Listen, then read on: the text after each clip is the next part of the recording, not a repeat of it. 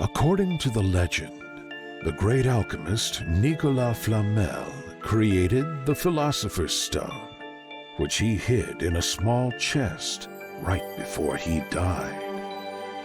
Then there was Sir Isaac Newton, an alchemist himself, who allegedly claimed to have invented a device that defies gravity.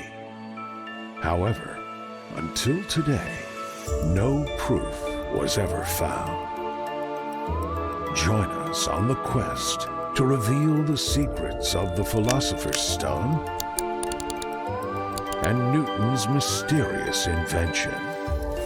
It might just be you who finally continues their legacy.